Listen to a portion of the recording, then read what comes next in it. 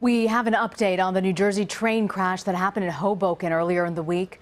The engineer told the NTSB that the train was traveling at 10 miles per hour when it approached the station, but officials are struggling to confirm that because of a problem with the event data recorder. Investigators from each of our groups have collected voluminous records, including documents associated with operational tests, mechanical, track, signal, and event recorder tests. Yesterday, our recorders experts worked with the experts from the manufacturers to access data from the recovered locomotive event recorder, which was built in 1995. Unfortunately, the event recorder was not functioning during this trip. CBS News transportation correspondent Chris Van Cleve joins us from Hoboken, New Jersey right now. Chris, are they starting to say that the engineer was lying here about the speed? No, they're only saying simply that that's what he told them was as the train approached the station. He says he blew the horn. He looked down at his watch, saw the train was running 6 minutes late. He noticed that the speedometer said 10 miles an hour. He does not remember the crash, he says the next thing he remembers is waking up on the ground.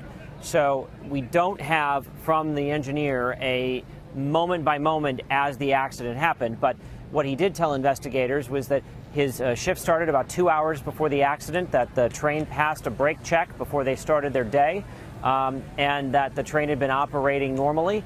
As he approached the station, he says he was going 10 miles an hour right before this accident happened. Now, there is also a second data recorder on board this train. It is in the cab or the front. So far, the NTSB hasn't been able to get to it. They are hopeful that that recorder is working. I asked them if this recorder, the one they pulled out of the back of the train, should have been working. Their answer was it probably should have been working or been replaced with a working one, but the train's only required to have one working data recorder, and that should be in the cab, which is the part of the train they can't get to right now. You're talking about the difficulties of reaching this wreck area. What can you tell us about how they were approaching trying to get into this area?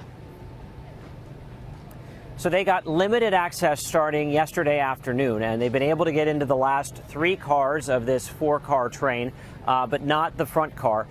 Where the train came to rest is right at sort of a crucial point in the way the building is constructed. It's right where the century-old building meets the canopy and the cover that's out there. And so they compared it to playing pickup sticks, the effort to clear out debris here. And if they move the wrong thing at the wrong time, it can bring down further collapse. So it's a very painstaking process. We know crews are working around the clock to remove the debris while still trying to protect the integrity of the accident site. The NTSB says they don't know when exactly they'll be able to get in to that cab car. It could be today, it could be tonight, it could be tomorrow, it could be a couple of days. They just don't know. But they stress that the information on board that train, the front-facing camera, that data recorder, it's not perishable. So if it takes them 3 days to get it, it's still going to be there. They just want to make sure that they don't bring down any more of the building or any more of this awning. The glass in the canopy, when it came down on the train, actually punctured the roof of the train. So there certainly is some risk here if there's further collapse, and they want to take that one step at a time and go slowly there. And any word how this will affect commuters this coming week? So that's a big question. This is a busy station. Thousands of people use it every day.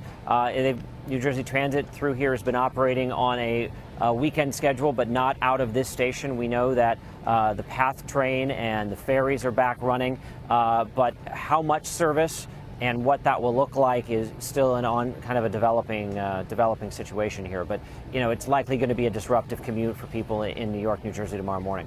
Chris Van Cleve, thank you, Chris.